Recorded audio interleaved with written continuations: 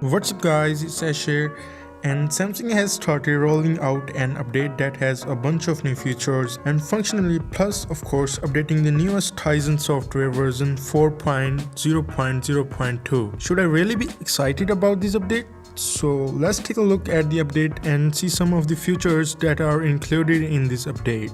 So first up, this does change a lot of things just for the user interference and how it looks. So there are a lot of things in the menu has changed. They have actually updated the icons so that the color scheme is more of the blue, which is something they have really been doing over their devices over some couple of years.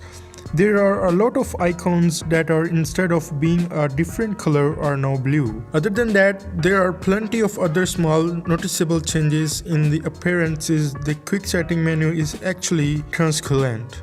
I have noticed actually there were some things that just bothered me with these things. When you go to change the watch faces in the old Tizen version, it was really glitchy and slow and it took forever. But now it seems like they have really got up to speed, and so now you can switch watch faces without your watch lagging out on you, which was the one area where I really thought this watch was slow. Other than that, I think the watch is really snappy. I don't think there was anything to do in speed.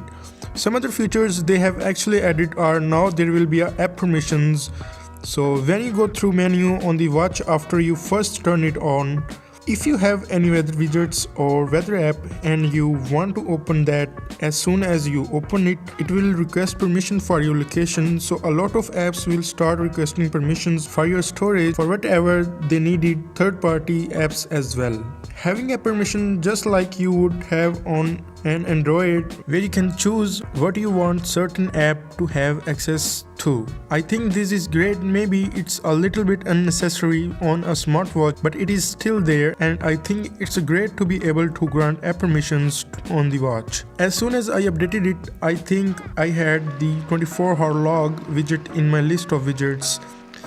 I did get a notification saying that they removed this widget and it discontinued. So you can still view the 24-hour log and all that related information in the Samsung Health app. It's just no longer a widget, and that's actually bring me to the health features. They have pushed so many features on this watch with the update, and I think this was the hollow feature of the Galaxy Watch, was how many built-in workout updates it has, and the Gear S3 now has a plenty of those workouts features on it. This new update, and I think this is really cool because it's really not like Samsung to be bringing new life to the device that already 2 years old. This year it's gonna be 3 years. While it's 3 year old, it's a very capable and even more after this update. The other minor updates are now you can leave the phone call screen while it's on. They did add a few new customizations to the quick setting menu. You now have the theater mode and sleep mode. There are some of the new features inside of the messaging app, so you can actually save drafts in there now. There are one about automatically playing GIFs in the notifications, so for people who use the messages app on the watch,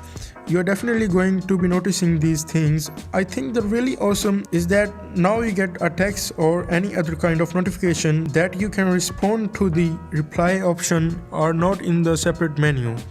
This is amazing. I am so glad that they did it, and this is one of these things which I didn't even really know. I wanted until I have it now, but I was frustrated with the fact that every time you get a text, you have to scroll down and press a little reply button or scroll through it, and then you would finally have your different input methods. But now they're all on the same page. So when you get a text, you can go ahead and respond right from the notification page, and you have got all of your emojis, you have got all of your input methods as well. There is no need to hit another reply button.